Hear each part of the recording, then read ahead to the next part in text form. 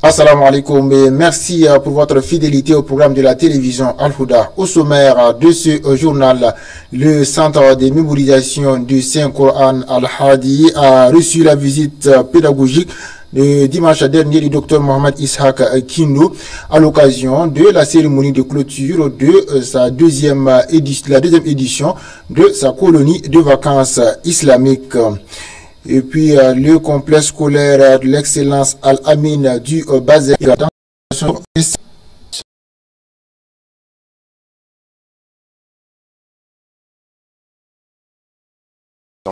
on a reçu beaucoup de visites, voilà, et beaucoup d'encouragement, voilà, de la part de certains de nos guides spirituels en islam.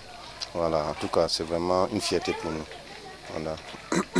Bon, c'est leur dire merci, voilà, parce que la confiance qu'ils ont portée à nous, voilà, le fait de nous donner des enfants pour 1 mois, c'est pas simple. Voilà, vraiment merci à eux. Voilà, et merci également à vous, les médias, voilà, qui nous a suivis depuis le début jusqu'à la fin. En tout cas, beaucoup. Il y a eu beaucoup d'évolutions. Voilà. Madame, si vous interrogez les enfants, ils vont dire que cette année, en tout cas, il y a eu beaucoup d'évolutions. Nous comptons cette année initier tout cas, c'est pas la mémorisation du Saint-Coran. Voilà, Inch'Allah.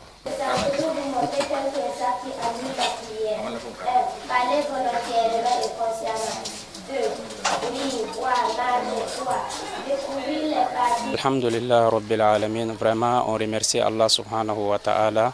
Aujourd'hui on est tellement content, on est satisfait de ce qu'on a vu ici aujourd'hui. Vraiment on dit Alhamdulillah parce que la clôture ça s'est bien déroulé. Voilà, on a eu des visites de cheikhs qui ont venu prêcher, ils nous ont montré beaucoup de choses et on dit Alhamdulillah.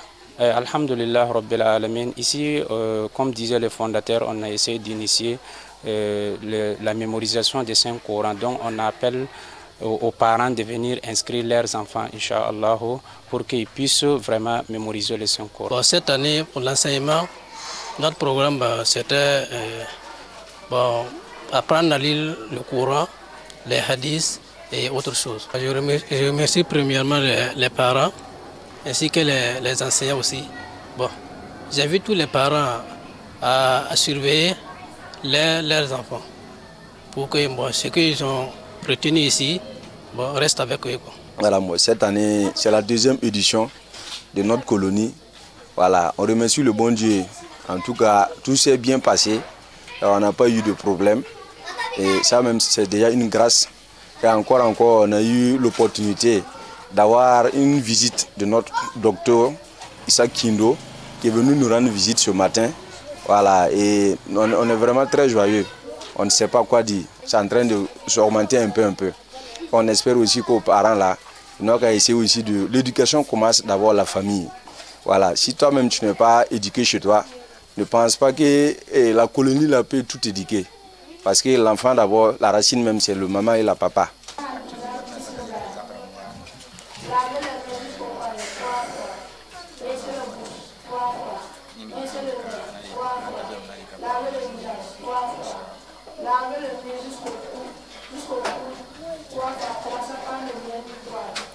De la foi. 1. Croire à Allah. 2. Croire à ses anges. 3. Croire à ses livres. 4. Croire à ses messagers. 5. Croire au jour dernier. 6. Croire au destin qui soit favorable ou défavorable qui vient d'Allah le Très-Haut. Sa mère est Amina, fille de Wahab. Le prophète sallallahu alayhi wa sallam est né en quel jour et en quel mois et à quel an? Le prophète sallallahu alayhi wa sallam est né un lundi le 12e jour du mois de Awal, en 571 après Jésus-Christ. Après plusieurs mois d'intenses activités pédagogiques et éducatives, le complexe scolaire Al-Amin de Bazéga a officiellement mis fin à l'année scolaire 2024-2025. L'établissement a fermé ses portes pour les vacances, marquant ainsi une pause bien méritée pour l'ensemble de la communauté éducative. Durant cette année, enseignants, élèves et parents ont conjugué leurs efforts pour faire de l'éducation une priorité. Et grâce à l'engagement collectif, de nombreux progrès ont été enregistrés tant sur le plan académique que disciplinaire. Mohamed Lamine Ouedrago, Abdulaziz Zougrana pour le reportage. Nous tenons en tout cas à avoir une gratitude, une pensée très pieuse, très positive et très sincère qui vient du fond du cœur tous ceux qui nous accompagnent depuis en tout cas très longtemps, et qu'aujourd'hui même cela a été visible par des actions très complètes et que je ne peux pas citer idée de nom, vu vraiment l'émotion vraiment qui nous anime. Voilà, réellement, lorsqu'on essaie, même seulement la cérémonie, réussir à tenir une telle cérémonie, il faut dire que c'est les hommes qui ont mis les mains en tout cas dans la poche. Donc vraiment, nous tenons vraiment en tout cas de notre là que tous ces derniers qui ont fait des efforts, publiquement ou bien également en cachette, que le Seigneur des mondes les récompense de la plus belle manière, qu'ils puissent avoir en tout cas les mérites de ce qu'ils ont fait dans ce monde, tout comme également Yom el-Khiyama. Voilà, parce que même il y a Aladji Nikema Ibrahim qui est au Burkina ici, mais il faut noter que Aladji Yabré qui est depuis le Gabon, tout comme également Aladji El-Haj Comporé qui est depuis la Côte d'Ivoire, chacun a contribué à sa manière. Et ce n'est pas eux seulement, mais nous également aussi contribué. Voilà. Dans un premier temps, nous avons jugé nécessaire que pour tout ce qui concerne l'enseignement et le savoir et la science islamique doit être accompagné. C'est dans cette mesure que nous nous sommes engagés pour accompagner cette cérémonie du podium de l'excellence au compte du complexe scolaire Al-Amin de Bazega. Bon, il faut dire que c'est avec une joie immense et c'est aussi toute une première fois que nous assistons à ce type de cérémonie qui est couronnée par plusieurs types de compétitions. Vous étiez tous là au début, vous avez pu assister à une première cérémonie qui consistait le sport. Le sport, vous savez, pour se maintenir en forme, il faut pratiquer le sport. En dehors de ce sport, j'ai vu que l'établissement a aussi, ils sont très avancés dans l'enseignement classique, qui est l'enseignement général, et aussi dans l'enseignement, dans la science divine, qui est l'enseignement coranique. La formation, on est venu compétir et on a fourni un peu d'efforts. On a demandé un peu à Allah de nous accompagner. Et même si vous pouvez demander aux enseignants souvent, on vient les dire qu'on vient les dire, mais c'est aussi nécessaire. C'est vraiment, c'est aussi une compétition, mais tu fais ça, tu augmentes en connaissance. Donc, tu gagnes pas, c'est la même chose. C'est pas parce qu'on peut dire que nous on ne peut que des autres. Non, c'est pas comme ça, c'est Dieu qui nous a accompagnés. Voilà, et pendant la compétition, je pense qu'il n'y a pas eu quelque chose. La jeunesse a l'honneur au centre islamique Darul Haq, situé à Benougou, dans la capitale Ouagadougou. Ce dimanche 3 août 2025, le centre a abrité la cérémonie officielle de clôture d'une colonie de vacances organisée au profit des jeunes et adolescents du quartier et au-delà. Une journée riche en émotions marquée par les récitations du Coran, des remises d'attestation, mais aussi des messages d'encouragement et de foi islamique. Pendant plusieurs semaines, ces jeunes ont bénéficié d'un encadrement spirituel, éducatif et récréatif dans un cadre sain et fraternel. L'objectif de cette colonie était de permettre aux enfants de profiter de leurs vacances dans un environnement islamique sain, tout en développant leur talent, leur foi et leur sens de responsabilité au sein donc de la société. Reportage signé Moussa Goula. Darul Haq a organisé à la date du 23 juin au 3 août des cours de colonie et cours de vacances au profit des élèves, filles et garçons. Et aujourd'hui, nous sommes là pour la clôture. Et comme d'habitude, on a appris ce qu'il faut apprendre aux enfants. Maintenant, ce qui nous tient à cœur est que les enfants arrivent à mettre cela en pratique et que cela soit bénéfique aux enfants ici-bas et dans l'au-delà. Des parents, ce sont des encouragements et quelques conseils. Nous leur demandons de suivre les enfants pour qu'elles n'oublient pas ce qu'ils ont déjà acquis ici. Par exemple, il y en a qui ne connaissaient rien, ils sont venus ici. Ils ont pu finir la lecture de l'alphabet arabe et ils sont à mesure de faire quoi? D'ouvrir le Saint-Coran et de le lire eux-mêmes. Donc, nous continuons les cours continuent à Darul Haq pour ces élèves-là, tous les dimanches. Ils peuvent toujours continuer d'amener les enfants le dimanche pour qu'ils n'oublient pas, pour que les enfants puissent progresser et pouvoir terminer le Coran. Comme ces deux filles qui sont là, vous avez été témoins. Ce sont des filles qui participent régulièrement à la colonie de vacances de Darul Haq. Et par la grâce d'Allah, ce n'est pas l'alphabet qu'elles ont fini, mais c'est tous les 5 Corans qu'elles ont fini la lecture. Et Inch'Allah, elles vont continuer avec la mémorisation. De vacances, nous sommes à notre 5e édition. Et pour la colonie, nous sommes à notre 2e édition pour les filles et notre première édition pour les garçons. Voilà. Parce que d'habitude, nous faisons des cours de vacances. On n'avait pas l'habitude d'interner les garçons. Mais cette année, nous avons fait la colonie pour les garçons aussi. Donc, colonie, là, c'est la première édition pour les garçons et la 2e édition pour les filles. Qu'ils acceptent de rester, d'apprendre les cours, mais si à l'accompagnement des parents, nous avons eu l'accompagnement des parents, alhamdulillah, l'enfant finit par faire quoi, par rester droit, par suivre, et à la fin, nous avons un bon résultat. Pour apprendre l'islam, voilà, et puis de toujours conseiller les enfants pour qu'ils endurent, pour qu'ils patientent, pour acquérir, pour avoir ce qu'ils sont venus chercher. Vraiment, c'est quelque chose à féliciter. Et de tous ceux qui nous ont soutenus du début jusqu'à la fin de notre colonie et cours de vacances.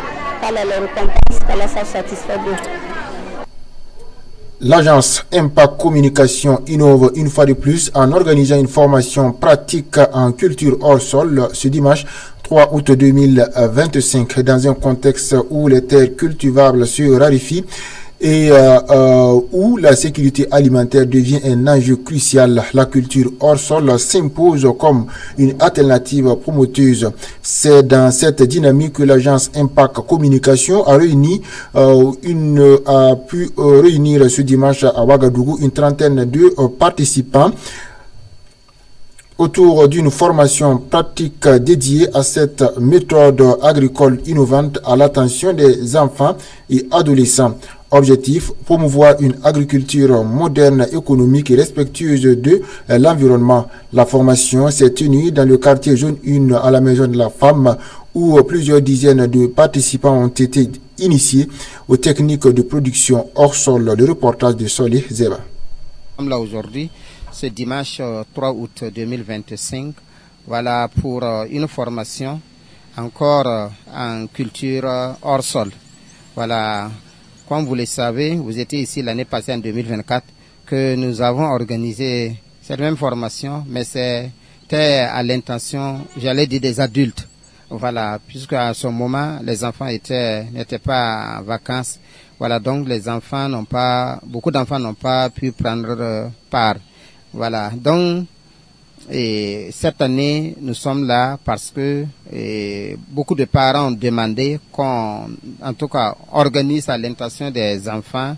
Ça sera très bénéfique pour eux. Voilà pourquoi nous sommes là aujourd'hui pour ça. Et Inch'Allah, le formateur, M. Cabré, en tout cas, depuis ce matin, il a vraiment mouillé le maillot. Voilà, on a eu pas mal de participants qui ont eu, en tout cas, prendre part à cette formation. Voilà, qui a eu deux phases, la phase théorique et la phase pratique, qui s'est bien passée. Et en tout cas, le message est passé et nous avons atteint notre objectif, Inch'Allah. Donc, c'est Impact Communication, en tout cas, continuer à organiser ce genre de formation. C'est pour d'abord c'est lutter contre, j'allais dire, le chômage. Voilà. Donc, il faut d'abord outiller la jeunesse pour qu'ils, avant de les exhorter, en tout cas, à s'organiser. Voilà. Donc, voilà pourquoi Impact Communication, vraiment, chaque fois essaie d'organiser ce type de formation, que ce soit en culture hors sol, en cuisine, pourquoi en élevage, etc. Voilà, c'est notre contribution aussi, comme c'est la même vision que les autorités aussi, en tout cas, ont, dont nous avons la même vision, c'est œuvrer vers ce qu'on appelle l'autosuffisance alimentaire. On ne peut pas accéder à ça sans, j'allais dire, qu'on mise beaucoup sur l'agriculture.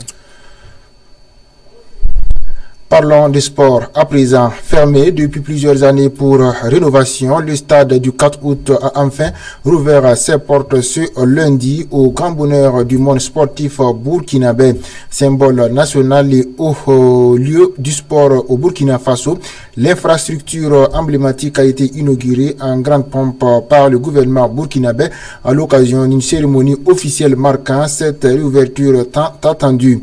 Modernisé et mis aux normes internationales, le stade peut désormais accueillir des compétitions de haut niveau dans des conditions optimales. Pelouse rénovée, tribunes modernisées, vestiaires réhabilités et équipements techniques de dernière génération. Tout a été repensé pour offrir une expérience digne de ce nom aux sportifs comme aux spectateurs. Mohamedi Sawadgo, Abdulaziz Zougrana. N'est plus aux normes FIFA depuis 2020, le stade rouvre ses portes ce 4 août 2025 pour le bonheur du monde sportif burkinabé. Cette ouverture vient sous le leadership du capitaine Ibrahim Traoré, sa volonté de bâtir un mode d'infrastructure sportive. Témoigne de notre histoire politique, sociale et sportive. Inauguré le 18 juillet 1944, dans la dynamique révolutionnaire impulsée par le camarade président, le capitaine Thomas Isidore Noël Sankara, celle de notre souveraineté assurée, de notre combat pour la dignité et de notre aspiration à bâtir une nation libre, juste et prospère. Les plus hautes autorités ont donné des instructions claires au ministère en charge des sports, de la jeunesse et de l'emploi afin de garantir la pérennité du stade du 4 août. Sa gestion est confiée à Burkina Faso qui assurera un entretien régulier, une sécurité renforcée et une planification rigoureuse de son exploitation. Je voudrais également féliciter toutes les équipes techniques et les entreprises partenaires qui ont fait sans relâche pour relever le défi. Vous avez fait l'honneur de la nation. Car au cours des dernières années, nous avons fait de la promotion des infrastructures sportives une priorité de l'action gouvernementale. Le développement d'un pays passe aussi par celui de ses capacités sportives.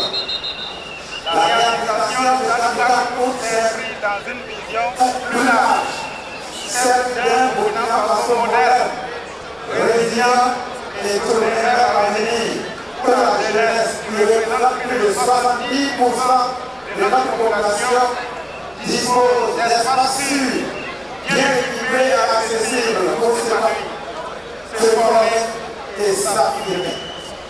Par travers de ça, c'est une nouvelle dynamique que nous voulons impulser.